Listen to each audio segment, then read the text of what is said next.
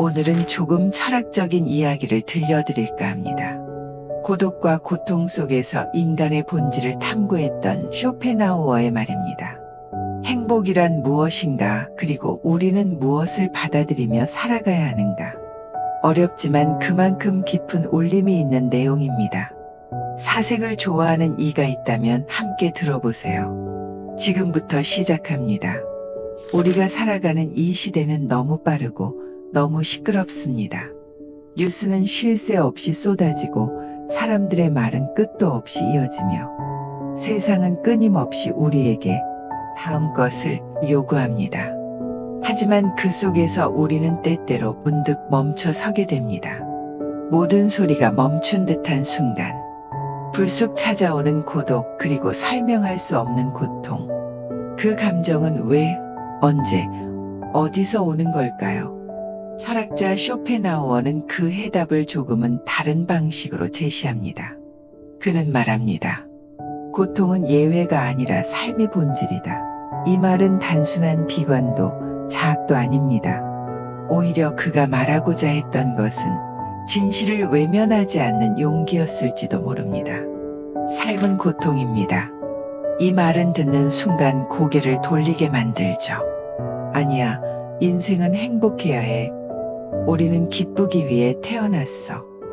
그렇게 반박하고 싶지만 돌아보면 우리가 가장 깊게 기억하는 순간은 즐거웠던 날보다는 고통을 견뎌냈던 날입니다. 그 시간들이 우리를 성장하게 만들고 지금의 나를 단단하게 만든 건 아닐까요? 이 책은 단순히 철학을 해설하거나 고통을 미화하려는 글이 아닙니다. 살아가며 마주치는 감정들, 불안, 외로움, 좌절, 슬픔, 그 모든 것에 이름을 붙이고 그 이름 너머에 있는 나 자신을 바라보기 위한 작은 조명입니다. 쇼펜하우어는 철학자이지만 동시에 탁월한 감정 해석가이기도 했습니다. 그는 인간의 가장 어두운 구석까지 조용히 내려가 거기에서 빛을 찾아내는데 일생을 바쳤습니다. 고독에 빠졌을 때, 아무도 내 마음을 이해하지 못한다고 느껴질 때, 그런 날들이 분명 있을 겁니다. 그때 이 글이 작은 동행이 되었으면 좋겠습니다. 행복은 얼마나 홀로 잘 견딜 수 있는가에 달려있다. 이 쇼펜하우어의 문장은 요란한 긍정 대신 조용한 생존을 말합니다. 삶의 중심에서 외치는 함성이 아니라 삶의 가장자리에서 조용히 버티는 힘을 이야기합니다. 우리는 언제부터 행복을 기분이라고만 생각하게 되었을까요? 즐거운 일, 소유한 것, 타인의 인정, SNS의 반응으로 측정되는 얄팍한 기분의 총합. 그것이 진짜 행복일까요? 쇼펜하우어는 그렇게 말하지 않았습니다. 그에게 있어 행복이란 욕망에서 벗어나 침묵을 받아들이고 비워진 마음 안에서 조용히 존재하는 상태였습니다. 욕망이 꺼지고 고통이 지나가고 남은 고요 속에서 인간은 비로소 자기 자신을 만납니다. 이 글은 그 침묵을 받아들이는 훈련입니다. 세상이 시끄럽고 마음이 흔들릴수록 조용히 앉아 나의 마음을 살펴보는 시간, 그리고 고통 속에서 흔들리는 당신에게 말해주고 싶은 이야기. 지금 고통스럽다면 괜찮습니다. 지금 외롭다면 더 괜찮습니다. 왜냐하면 그것은 철학이 시작되는 지점이기 때문입니다. 이제 우리는 함께 묻고자 합니다. 행복이란 무엇일까? 왜 우리는 고독을 두려워할까? 무엇을 받아들이며 살아가야 할까?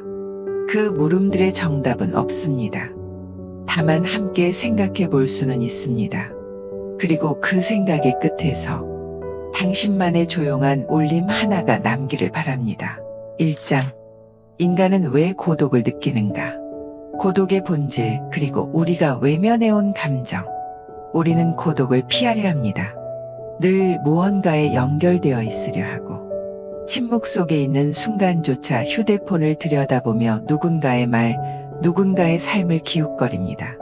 조용한 방에 혼자 있는 것이 불안하고, 대화가 끊어진 공기 속에서 괜히 몸을 움직여 뭔가를 해야만 할 것 같죠. 그런데 왜일까요? 우리 모두가 언젠가는 반드시 마주하게 될 감정인 고독. 그것을 이렇게까지 거부하게 된 이유는 무엇일까요? 고독은 감정이 아니라 조건이다. 쇼펜하우어는 말합니다. 인간은 본질적으로 고독한 존재다. 그는 고독을 특정 상황에서 느끼는 감정으로 보지 않았습니다. 오히려 인간 존재의 바탕, 즉 조건으로서의 고독이라 보았습니다. 사실 우리는 아무리 많은 사람과 함께 있어도, 아무리 가족과 친구, 연인이 곁에 있어도 자기 내면의 고통과 질문은 결국 혼자서 감당해야만 합니다. 나는 누구인가? 왜 살아야 하지? 지금 이 삶이 옳은가? 이런 질문에 누구도 완전한 답을 줄 수 없습니다. 누구도 대신 아파줄 수도 대신 슬퍼줄 수도 없습니다. 그렇기에 쇼펜하우어는 고독을 두려워할 것이 아니라 받아들여야 할 상태라 말합니다. 우리가 태어난 순간부터 인간은 고독했고 그 고독 안에서 비로소 자기 자신을 사유할 수 있기 때문입니다. 우리는 고독을 피하며 타인에 기대려 한다. 하지만 현대 사회는 이 고독을 견디지 못하게 만듭니다. 고독은 곧 실패처럼 여겨지고 혼자는 문제 있는 사람처럼 인식됩니다. SNS에서 친구가 없거나 주말에 혼자 밥을 먹거나 혼자 여행을 간다는 건 어딘지 모르게 쓸쓸해 보이고 불완전해 보입니다. 그래서 우리는 고독을 감추기 위해 타인을 찾습니다. 사실은 내 안이 공허해서, 나를 이해해 줄 사람을 갈망해서, 사랑이나 인정이라는 이름으로 누군가에게 기대려 합니다. 하지만 그 기대는 종종 실망으로 돌아옵니다. 왜냐하면 타인은 결코 내 빈자리를 완벽히 채워줄 수 없기 때문입니다. 결국 다시 고독으로 돌아오게 되죠. 그리고 더 깊은 절망에 빠집니다. 나는 왜 이렇게 외로운 걸까? 고독을 견딘다는 것의 의미. 여기서 쇼펜하우어의 말이 다시 떠오릅니다. 진정한 인간은 혼자 있는 것을 두려워하지 않는다. 그는 고독을 피할 수 없는 운명으로 인정했을 뿐만 아니라 고독 속에서 인간은 더 강해지고 더 깊어진다고 믿었습니다. 고독은 우리를 단단하게 만들 수 있습니다. 내면을 들여다보게 하고 내가 정말 원하는 것이 무엇인지 생각하게 하죠. 주변의 소음이 꺼지고 나면 비로소 들리는 내 마음의 소리. 그건 어쩌면 오직 고독 속에서만 들을 수 있는 것인지도 모릅니다. 고독을 연습하는 삶. 그렇다면 고독을 피하지 않고 하루하루 고독을 견디는 연습을 한다면 어떨까요? 하루 10분 휴대폰을 끄고 조용히 앉아있기. 혼자 밥을 먹으며 내 감정이 어떤지 느껴보기. 누군가에게 말하기 전에 나에게 먼저 물어보기. 이런 사소한 실천들이 쌓이면 고독은 더 이상 두려운 것이 아니라 내가 나를 만나는 시간으로 바뀌게 됩니다.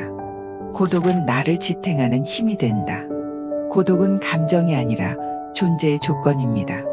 그걸 받아들이기 전에는 늘 불안하고 누군가에게 기대려 하며 관계에 지칩니다. 하지만 그 조건을 받아들이는 순간 우리는 타인과의 관계에서도 더 자유로워집니다.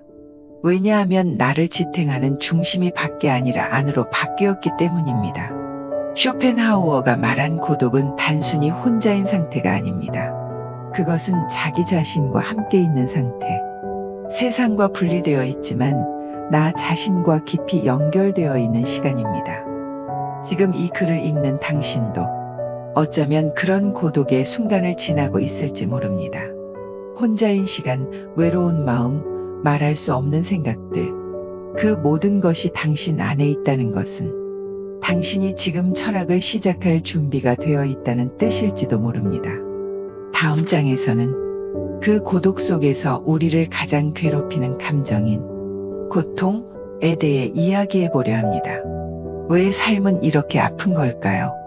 그리고 그 고통을 마주하는 방식은 무엇이어야 할까요? 계속해서 함께 사유해 보겠습니다. 2장. 고통은 삶의 본질이다. 쇼펜하우어가 말한 고통의 구조와 우리가 겪는 현실. 고독이 인간 존재의 조건이라면 고통은 그 존재가 세상과 부딪히며 맞닥뜨리는 실질적인 현실이다. 고독은 내면의 상태지만 고통은 보다 명확하다. 우리는 살아가는 동안 계속해서 상처받고 잃고 실패하며 때로는 말할 수 없는 이유로 아파한다. 어떤 고통은 물리적이고 어떤 고통은 감정의 이름조차 붙일 수 없이 추상적이다. 하지만 분명한 건 하나다. 고통은 예외가 아니라 누구도 피해갈 수 없는 삶의 일부라는 것. 삶은 왜 이렇게 아플까? 우리는 어릴 때 이렇게 배웠다. 열심히 살면 보답받는다. 선한 사람에게는 좋은 일이 생긴다. 사람은 결국 행복해지기 위해 산다. 하지만 현실은 자주 다르게 흐른다.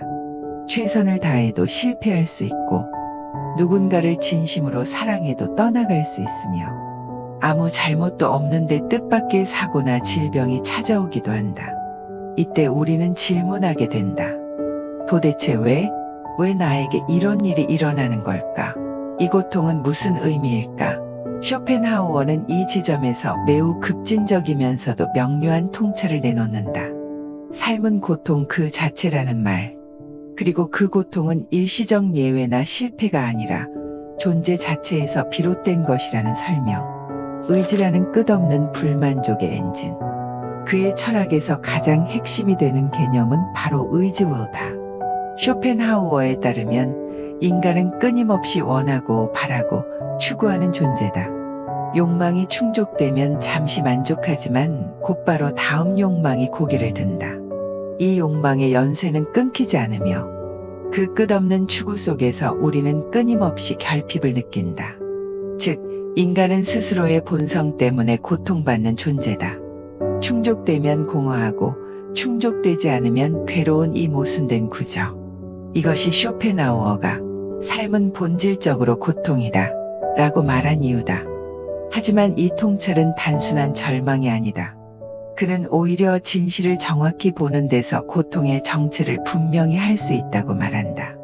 피하지 말고 직시하라. 우리는 본능적으로 고통을 피하려고 한다. 약을 먹고 관계를 끊고 도피하고 부정하고 괜찮은 척, 무관심한 척 살아가며 고통을 무시하면 언젠가 사라질 거라 믿는다. 그러나 쇼펜하우어는 반대로 말한다. 고통은 외면할수록 더 깊어지고 정면으로 마주할 때에만 그 실체를 잃는다. 이 말은 어쩌면 아주 불편하지만 삶에서 진짜 자유를 얻기 위한 전제일지도 모른다. 고통이 삶의 일부임을 인정하는 순간 우리는 그것과 싸우는 대신 그 안에서 배워야 할 것을 찾게 된다. 고통은 판단이 아니라 경험이다. 현대 사회는 고통조차도 등급화한다. 그 정도는 괜찮은 거야. 그 사람에 비하면 넌 나아. 너무 예민하게 굴지 마. 이런 말들 속에서 우리는 고통마저 경쟁과 비교의 대상으로 만든다. 그러나 고통은 절대적인 체험이다.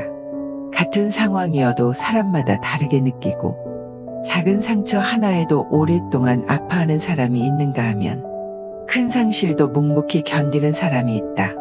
그 차이는 강함이나 약함이 아니라 그 사람의 삶의 결과이자 존재의 방식이다. 쇼펜하우어는 고통을 판단하지 말고 받아들이라고 말한다. 고통은 문제가 아니라 현상이며 그 안에 우리가 성장할 수 있는 단서가 숨어 있다고 믿었다. 고통이 있는 곳에 진실이 있다. 우리가 정말로 자기 자신을 들여다보게 되는 순간은 즐겁고 바쁜 순간이 아니라 아무도 없는 밤 가슴이 먹먹할 때 이유도 없이 눈물이 날 때이다. 그 순간이야말로 가장 진실한 나와 마주하는 시간이다. 우리는 늘 무언가를 견디며 살아간다. 불확실한 미래, 고장난 관계, 이룰 수 없는 꿈, 무너진 기대, 지나간 사람. 그 모든 것이 고통이라는 이름으로 다가온다. 하지만 그 모든 것을 견디며 버텨낸 사람만이 고통 너머의 의미를 발견하게 된다. 고통의 끝에서 남는 것. 고통은 우리를 흔든다. 무너뜨리고 어둠 속에 가두기도 한다. 하지만 시간이 흐르면 그 고통은 단단한 조각이 되어 우리 존재 안 어딘가에 자리 잡는다. 그 자리는 다신 아프지 않지만 우리를 예전처럼 가볍게 만들지도 않는다. 조금 더 무겁고 조금 더 깊어진 채로 우리는 다시 세상을 살아가게 된다. 쇼펜하우어가 말한 고통의 철학은 삶의 부정이 아니라 삶을 더 진실하게 바라보는 태도다. 지금 당신이 겪는 고통이 설명되지 않아도 괜찮습니다. 이해되지 않아도 괜찮습니다. 중요한 건 그 고통을 부정하지 않는 것, 그리고 그 속에서 나를 알아가는 용기입니다. 다음 장에서는 우리가 그렇게 고통을 겪으면서도 끊임없이 좇는 행복이라는 것의 실체에 대해 다뤄보려 합니다. 그토록 갈망하면서도 잡히지 않는 감정. 행복은 정말 존재하는 걸까요? 그리고 우리는 왜 행복에 집착하게 되었을까요? 3장에서 다시 이야기 나눠요. 3장. 행복에 대한 오해. 왜 우리는 행복을 좇을수록 더 불행해지는가? 행복하세요. 당신은 행복할 자격이 있어요. 행복이 곧 성공입니다. 이 시대는 끊임없이 우리에게 행복하라고 요구한다. 행복해야만 하고 행복해 보여야 하며 행복을 향해 달려야 한다고 말한다. 그래서 우리는 묻지 않은 질문에 답하듯 그래, 나 행복해져야지 라며 뭔가를 찾아 나선다. 돈을 벌고 여행을 가고 관계를 맺고 목표를 세운다. 그런데 이상하다. 그렇게 열심히 달리고 나면 어느 순간 문득 허무해진다. 내가 지금 행복한 게 맞을까? 왜 이렇게 공허하지? 왜 행복은 매번 내 손을 피해가는 걸까? 행복은 정말 목적일까? 쇼펜하우어는 단도직입적으로 말한다. 행복은 목적이 될 수 없다. 그에 따르면 인간이 바라는 행복은 항상 부재 상태다. 즉, 우리는 행복을 가지는 게 아니라 결핍과 고통이 사라진 틈에 그것을 느낀다. 예를 들어, 아프던 몸이 나아질 때, 스트레스가 해소될 때, 불안했던 상황이 정리되었을 때, 그 짧은 순간, 우리는 안도감과 함께 행복하다는 말을 하곤 한다. 그러나 곧 다음 문제, 다음 욕망이 다가온다. 결국 우리가 느끼는 행복은 어떤 상태에 정지된 순간일 뿐, 영속적인 감정이나 위치가 아니다. 욕망의 그늘 속에서 쇼펜하우어는 인간을 욕망하는 존재로 보았다.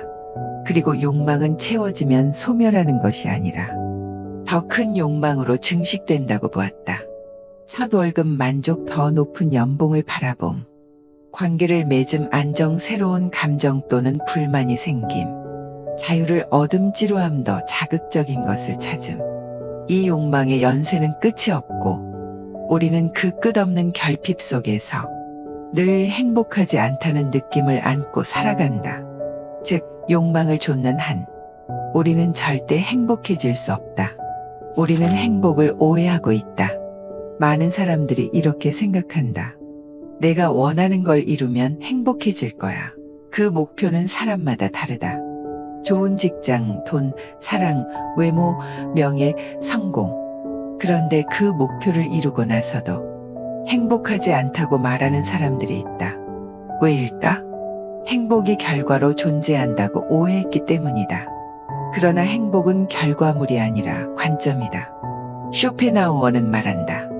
행복은 욕망이 사라졌을 때 생기는 고요한 상태라고.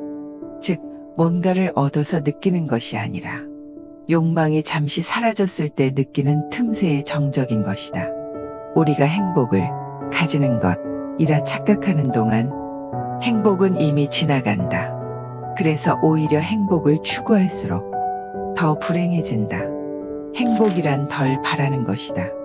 쇼펜하우어는 이기적인 인간 욕망의 실체를 냉정히 파헤쳤지만 동시에 행복에 이르는 길도 제시했다. 그는 말한다. 많이 가진 자가 행복한 것이 아니라 적게 바라는 자가 행복하다. 이 문장은 단순한 금욕주의가 아니다. 무조건 포기하라는 말이 아니라 내가 쥐고 있는 욕망이 나를 행복하게 하는지 아니면 더 불안하게 만드는지를 돌아보라는 조언이다. 남들과 비교하며 괴로워지는 목표라면, 누군가를 억지로 따라가며 얻으려는 성취라면, 내 마음은 원하지 않는데 체면 때문에 쥐고 있는 욕망이라면 그건 나를 행복으로 이끄는 게 아니라 지금의 고통을 더 키우는 원인일 수 있다. 지금 이대로도 괜찮다는 감각. 행복이 멀리 있지 않다고 말하는 사람들이 있다. 쇼펜하우어도 동양의 선불교도 스토아 철학자들도 행복은 지금 여기에 있다는 통찰을 공유한다. 단지 우리는 그걸 느낄 훈련이 부족할 뿐이다. 지금 커피 한 잔을 마시며 따뜻함을 느끼는 순간, 아무 일도 일어나지 않는 평범한 하루에 감사할 때, 사랑하는 사람과 조용히 걷는 순간, 모든 걸 내려놓고 잠시 깊은 숨을 쉬는 순간, 이 모든 것이 사실은 행복이다. 그저 우리가 그걸 그렇게 부르지 않았을 뿐. 행복은 충족이 아니라 충분함에서 온다. 우리는 더 많은 것을 가져야 행복하다고 배워왔다. 그러나 인생을 오래 살아온 사람들은 말한다. 아무 일도 없는 하루가 제일 감사한 날이야. 행복은 소유나 결과가 아니라 지금 이대로의 상태를 충분히 누리는 마음이다. 쇼펜하우어의 말처럼 행복이란 욕망이 사라진 상태를 말한다면 우리는 행복을 얻는 것이 아니라 그저 허락하면 되는 것일지도 모른다. 우리는 지금도 어딘가로 달리고 있다. 하지만 문득 이렇게 멈춰서 묻고 싶다. 나는 정말 행복해지고 있는 걸까? 내가 좇는 이 목표는 정말 나를 자유롭게 만들어주는 걸까? 이 물음에서부터 진짜 행복이 시작될지도 모른다. 4장. 받아들임의 힘. 완벽하지 않은 삶과 화해하는 태도. 이 세상은 생각보다 더 불완전하다. 사람은 실망시키고 계획은 어긋나며 감정은 뜻대로 되지 않는다. 우리가 꿈꾸는 이상적인 하루, 이상적인 관계, 이상적인 나는 거의 도달되지 않는다. 그럼에도 불구하고 우리는 매일 아침을 맞고 오늘 하루를 살아가야 한다. 그때 필요한 것은 해결이 아니라 받아들임이다. 수용은 포기가 아니다. 받아들여라. 는 말을 들으면 많은 사람은 이렇게 느낀다. 그럼 나는 그냥 당하고 살라는 건가요? 그럼 세상에 대한 저항은 의미 없는 건가요? 쇼펜하우어가 말한 수용 수동적 체념은 그런 차원의 것이 아니다. 그에게 있어 수용이란 세상을 바꾸려는 환상에서 벗어나 지금 이 현실의 구조를 이해하고 그 안에서 나를 세우는 태도다. 그는 말했다. 세상은 당신의 뜻대로 움직이지 않는다. 그러니 먼저 세상의 본질을 이해하라. 받아들임은 현실을 부정하지 않기 때문에 강하고 상황을 인정하기 때문에 그 안에서 유연하게 움직일 수 있는 힘이 된다. 왜? 대신 그럼에도로 불행한 일이 생기면 우리는 본능적으로 묻는다. 왜 이런 일이 나에게 일어난 걸까? 왜 하필 지금? 왜 나만? 이 질문은 우리를 과거에 붙잡아 둔다. 이미 일어난 일에 대해 원인을 찾고 의미를 억지로 부여하려 한다. 그러다 보면 상처는 더 깊어지고 나아가지 못한다. 쇼펜하우어는 그 질문을 이렇게 바꾸기를 권한다. 왜?가 아니라 그럼에도 나는 어떻게 살 것인가? 수용이란 원인을 파헤치는 것이 아니라 상황을 내 안에 통과시키고 그 안에서 여전히 살아가는 방식을 찾는 일이다. 인생은 컨트롤할 수 없는 것들로 이루어져 있다. 우리는 아주 많은 것을 통제할 수 없다는 사실을 알면서도 잡고 있는다. 누군가의 감정, 날씨, 운, 시간, 죽음, 과거. 이 모든 건 의지로 바꿀 수 없다. 그런데 우리는 그것들을 바꾸려 할수록 더 큰 저항과 고통을 만나게 된다. 수용은 그 고통의 벽을 넘는 가장 현실적인 방법이다. 어쩔 수 없음을 받아들이는 것. 이 아니라 바꿀 수 없는 것을 받아들이고 바꿀 수 있는 나를 선택하는 것. 이다. 나 자신도 수용의 대상이다. 타인을 받아들이는 일보다 더 어려운 게 있다. 바로 나 자신을 받아들이는 것이다. 우리는 종종 완벽해야 한다는 강박, 늘 긍정적이어야 한다는 압박, 결과로 증명해야 한다는 피로 속에 살고 있다. 그런데 쇼펜하우어는 인간 존재 자체를 결핍적이며 충돌적인 존재로 규정했다. 즉 불안해도 되고 흔들려도 되고 무기력할 때도 있다는 것이다. 수용은 그래서 이렇게 말하는 것이다. 오늘의 나는 좀 무기력하지만 그럴 수 있다. 지금 실망하고 있지만 이것도 내 일부다. 나는 완벽하지 않아도 괜찮다. 그 말을 스스로에게 해줄 수 있을 때 우리는 비로소 나와 화해하는 경험을 하게 된다. 받아들임이 만들어내는 변화. 아이러니하게도 우리가 상황을 받아들이기 시작할 때 세상은 조금씩 바뀐다. 집착이 줄어들고 비교가 줄어들고 타인과의 갈등이 줄어든다.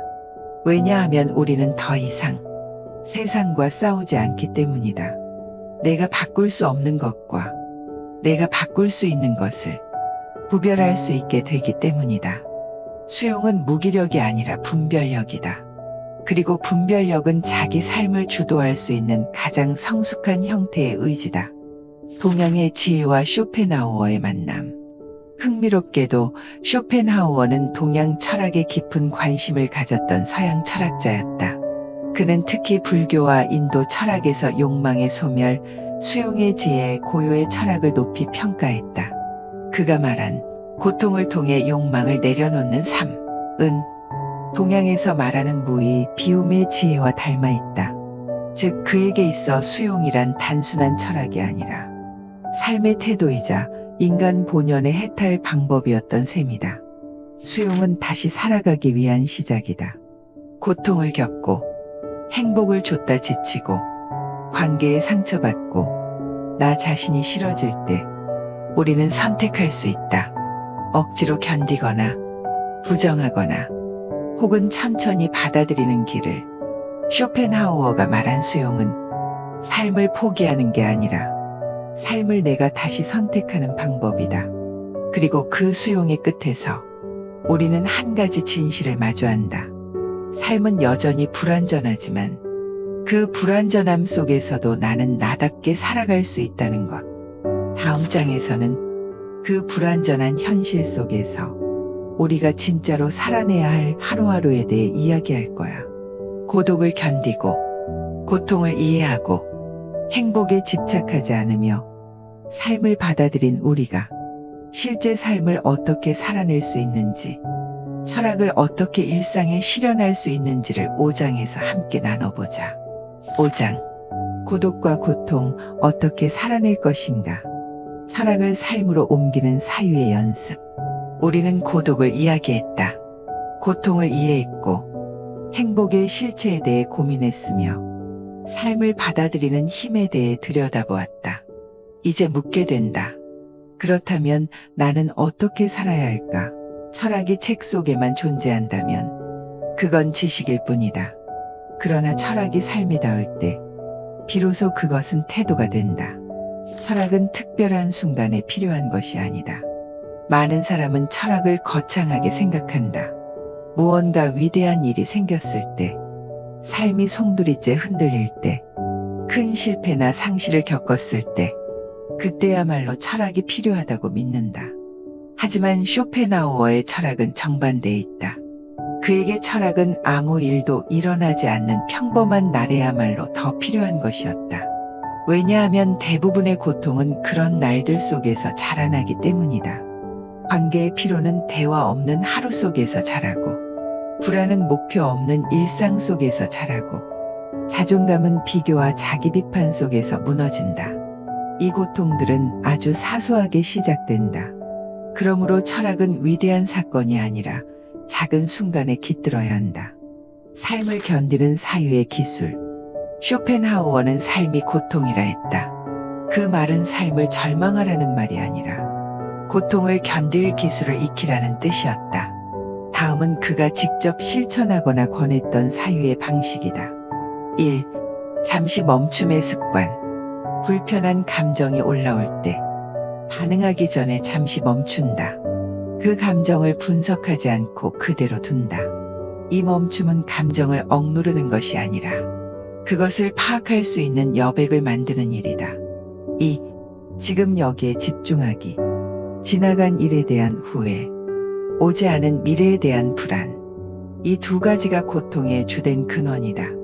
쇼펜하우어는 불교의 영향 속에서 지금 이 순간을 감각하는 법을 중요하게 보았다. 한 모금의 차, 한 줄기의 바람, 그 감각을 느끼는 순간 우리는 고통을 잠시 벗어날 수 있다. 3. 감정 거리두기 훈련. 감정은 진실이지만 항상 옳지는 않다. 그는 감정을 그 자체로 믿지 말고 한 발짝 떨어져 바라보라고 했다. 나는 지금 분노를 느낀다. 이 한 문장을 말하는 순간 우리는 분노의 주체가 아니라 관찰자가 된다. 이 관찰의 태도는 고통에 휘둘리지 않게 만든다. 고통과 함께 살아가기 위한 일상적 실천. 다음은 쇼펜하우어의 철학을 현실에서 적용하는 구체적인 방법들이다. 너무 어려운 이론이 아니라 삶 속에서 당장 해볼 수 있는 것들이다. 1. 아침에 하루의 주제를 정해보기. 오늘 하루를 그저 버티는 것이 아니라 나는 오늘 침착함을 지켜보겠다. 오늘은 감사에 집중하겠다. 이런 식의 작은 태도를 스스로 정하는 것.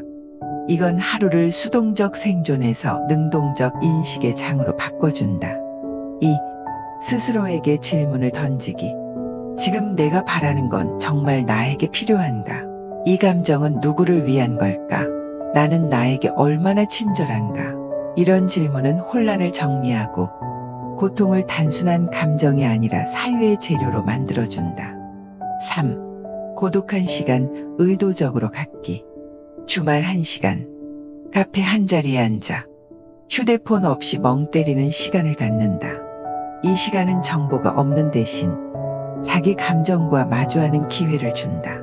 이것이 고독을 견디는 연습이자 고독과 친구가 되는 연습이다. 고통을 피하지 않을 때 생기는 변화. 이런 실천을 통해 우리는 고통을 없애는 대신 고통과 함께 살아가는 기술을 익히게 된다. 고통은 더 이상 괴물이 아니라 신호가 되고, 외로움은 결핍이 아니라 깊이가 되며, 슬픔은 무게가 아니라 진실이 된다. 그리고 이 변화는 삶의 질을 완전히 바꾼다. 세상을 바꾸지 않고도, 나를 바꾸지 않고도 그냥 살아가는 일상이 가벼워진다. 진짜 철학은 결국 살아냅니다. 우리는 모두 삶을 철학하지 않는다. 하지만 삶을 살아가면서 자기도 모르게 철학하고 있다. 왜 이러지? 나는 누구지? 이 선택이 옳았을까? 이 질문들은 철학 교과서엔 없지만 누구보다 진실한 사유의 시작이다. 쇼펜하우어의 철학은 바로 이런 살아있는 질문에서 출발한다. 이제 당신이 할 일은 단 하나일지도 모른다. 그저 오늘을 살아내는 것. 그리고 그 하루가 고통 속에서도 무너지지 않고 고독 속에서도 흔들리지 않으며 불완전한 자신을 받아들이는 조용하지만 위대한 철학의 실천이 되기를. 6장. 쇼펜하우어와 나. 철학이 내 삶에 스며들었던 순간들. 누군가 말했다. 당신의 철학은 당신이 고통받을 때 드러난다. 그 말을 처음 들었을 땐 고개를 끄덕이지 못했다. 왜냐하면 나는 그 당시 내가 어떤 철학을 가지고 살아가는지도 몰랐기 때문이다. 그저 버티고 있었고 어떻게든 괜찮은 사람처럼 보이려 했었고 아무 일 없는 얼굴로 하루를 끝냈다. 그리고 어느 날 무너졌다. 아무도 없는 방 안. 가만히 앉아 있는데 눈물이 뚝 떨어졌다. 딱히 슬픈 일이 있었던 것도 아닌데 그때 나는 처음으로 나 외롭구나 라는 감정을 아주 또렷하게 느꼈다. 철학은 무너질 때 시작되었다. 이전에 나는 철학을 머리 좋은 사람들의 학문이라고 여겼다. 추상적이고 어렵고 삶과는 동떨어진 이야기. 하지만 내가 고통 앞에서 무너졌을 때, 그리고 아무도 내 이야기를 들어주지 않을 때, 나는 우연히 한 구절을 만났다.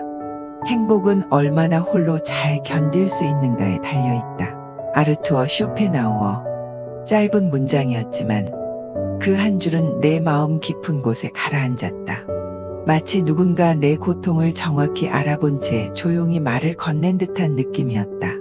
그때부터였다. 나는 쇼펜하우어를 읽기 시작했고 그의 말 속에서 나를 찾았다. 고독을 외면하지 않게 해준 사람.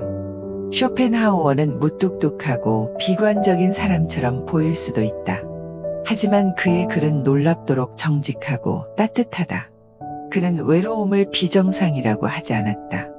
무기력함을 나약함으로 보지 않았다. 불안정한 인간의 감정을 인정해주고 받아들여 주었다. 나는 그의 철학을 읽으며 처음으로 나 같은 사람도 괜찮다는 위로를 받았다. 사람들과 어울리지 못하는 내 성향도, 일을 해도 허무했던 감정도, 누구와 있어도 채워지지 않는 공허함도, 그 모든 것이 인간이라면 당연한 것이었다는 사실. 그게 나를 아주 크게 해방시켰다. 그의 철학이 나를 바꾼 방식. 쇼펜하우어를 만난 이후 나는 몇 가지를 바꾸기 시작했다. 1. 더 이상 감정을 억누르지 않았다. 울고 싶을 땐 울었고, 말이 안 나올 땐 침묵을 택했다. 예전에는 슬픔이 들키는 게 싫었는데, 이제는 감정도 살아있는 나의 일부라는 걸 인정했다. 2. 혼자 있는 시간을 소중히 여기게 됐다. 예전엔 혼자가 두려웠다. 하지만 이제는 혼자가 되어야만 비로소 나를 들여다볼 수 있다는 걸 알게 됐다. 그래서 주말 오후엔 일부러 혼자 산책을 하거나 조용한 카페에 앉아 그냥 멍하니 시간을 보낸다. 그 시간이 내 안에 소음을 줄여준다. 3. 타인을 향한 기대를 내려놓았다. 사람이 내 빈 곳을 채워주길 바랐던 적이 있다. 그런데 기대할수록 더 외로워졌고 더 실망했다. 이제는 누군가가 아니라 내가 나를 돌보는 방식을 배우게 됐다. 쇼펜하우어는 고독을 견딘다는 것은 결국 자립하는 것이다라고 말했다. 그 말을 실천 중이다. 아직도 어렵고 여전히 흔들리지만 이런 변화들이 완벽하게 나를 바꾼 건 아니다. 지금도 힘든 날이 있고 지금도 무너질 것 같은 밤이 있다. 그런데 이제는 안다. 그 감정이 끝이 아니라 지나가는 것이라는 걸. 그리고 그 감정들 속에서 조용히 사유하는 내가 존재한다는 걸. 그건 예전과는 다른 종류의 힘이다. 눈에 보이진 않지만 나를 지탱해주는 조용한 기둥 같은 것. 철학은 나를 구한 적 없다. 다만 살아있게 했다. 쇼펜하우어가 내 인생을 구해준 건 아니다. 그는 구원자가 아니고 나도 그의 말에 모든 해답을 얻은 것도 아니다. 하지만 분명한 건 그의 글을 통해 나는 생각하는 인간이 되었고 그 덕분에 느끼는 인간으로 남아있을 수 있었다는 것이다. 그는 내 안의 질문을 멈추게 한 것이 아니라 더 깊은 질문을 던지게 했고 그 질문이 내 감정을 정리해줬다. 어느 날 문득 비 오는 날 유리창을 보다가 아무 이유 없이 미소 지었던 날이 있었다. 그 순간 나는 느꼈다. 아, 나 요즘 좀 평온하구나. 그건 행복이라는 말보다 더 깊고 조용한 감정이었다. 그리고 그 감정의 뿌리엔 내가 받아들이기로 한 고독, 고통, 나 자신이 있었다. 7장. 그럼에도 불구하고 살아가는 이유. 고통 이후에 남는 것, 그리고 다시 하루를 살아가는 힘. 사람은 누구나 무너진다. 모든 게 괜찮은 척 웃으며 살아가지만 사실 마음속 어딘가에는 늘 작은 균열이 있다. 그 균열은 불현듯 깊어지고 때로는 아주 사소한 일 하나에도 감정이 쏟아져 버린다. 그럴 때마다 우리 마음속에서 올라오는 말이 있다. 도대체 왜 이렇게까지 살아야 하지? 이 질문은 절망의 언어 같지만 사실은 아직 삶을 붙잡고 있는 증거다. 진짜 절망은 묻지 않는다. 삶에 대한 질문을 던지는 사람은 아직 살아있으려고 노력하는 사람이다. 아무 의미 없어 보이는 하루들, 고통의 한가운데 있을 때 삶은 마치 뿌연 유리창 너머로 흐릿하게 보인다. 출근길의 사람들, 스쳐가는 웃음소리, 내가 끼지 못하는 대화들, 그 안에서 나는 점점 작아지고 투명해지고 사라지는 것 같다. 그래서 우리는 자주 묻는다. 이런 하루를 반복하는 게 무슨 의미가 있을까? 그러나 쇼펜하우어는 말한다. 의미는 주어지는 것이 아니라 깨달아지는 것이다. 의미란 원래 없을 수도 있다. 중요한 건 의미를 만들려고 살아가는 우리의 태도다. 의미는 살아가는 과정 속에서 비로소 쌓이는 것이다. 고통은 흔적을 남기고 그 흔적은 힘이 된다. 우리가 지나온 아픔들, 말하지 못한 외로움들, 밤마다 꾹 눌러 삼켰던 감정들, 그것들은 사라지지 않는다. 대신 조용히 내 안 어딘가에 깊은 결을 만든다. 그 결은 나를 더 부드럽게 하고 다른 사람을 더 따뜻하게 바라보게 하며 내가 나를 더 이해할 수 있게 해준다. 고통은 내게 남은 가장 인간적인 흔적이다. 쇼펜하우어는 고통이 삶의 본질이라 했다. 하지만 그는 거기서 멈추지 않았다. 그는 고통이야말로 존재를 자각하게 하는 힘이며 삶을 철학하게 만드는 불씨라고 믿었다. 사소한 것들이 삶을 붙든다. 아이러니하게도 우리를 버티게 하는 건 위대한 사상도 대단한 꿈도 아니다.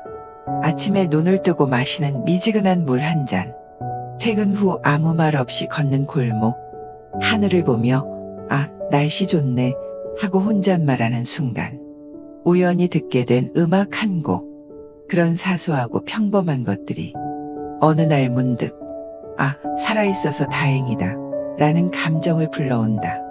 그게 삶이다. 삶은 늘 특별할 필요가 없다. 살아있다는 그 사실만으로도 이미 충분하다. 인간은 스스로를 다시 세우는 존재다. 고통은 피할 수 없다.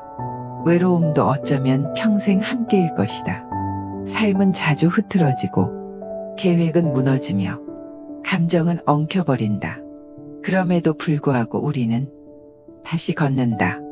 다시 밥을 먹고 다시 웃고 다시 누군가를 사랑한다. 쇼펜하우어는 인간을 그렇게 본다. 무력하면서도 견디는 존재. 불완전하지만 그 불완전함을 껴안고 나아가는 존재. 삶을 변화시키는 건 위대한 결심이 아니라 작지만 꾸준한 회복의 태도다. 내일도 그냥 살아보기로 한다.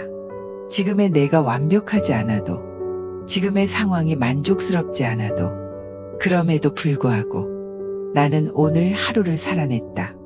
그 자체가 충분한 가치다. 우리는 위대하게 살 필요 없다. 그저 지금 이 순간을 성실하게 견뎌내는 것. 그게 철학이고 그게 인간의 힘이다. 쇼펜하우어는 말한다. 고통은 지나간다. 그리고 그 자리에 통찰이 남는다. 이제 다시 묻는다. 당신은 왜 사는가? 나는 이렇게 답하겠다. 살아가며 나를 이해하게 되었고 그 속에서 사랑이라는 감정이, 감사라는 감정이, 그리고 철학이라는 작은 등불이 생겼기 때문입니다. 이 글을 읽은 당신도 어쩌면 자신만의 고통을 품고 있을지 모른다. 하지만 잊지 않았으면 한다. 당신은 이미 잘 살아내고 있다. 그리고 그 자체로 충분히 아름답다. 이제 이 책은 끝나지만 당신의 하루는 계속된다. 그 하루가 어느 철학자의 말처럼 조용히 견디며 깊이 느끼며 나를 잊지 않는 시간이 되기를. 그리고 그 하루 끝에서 작게라도 웃을 수 있기를.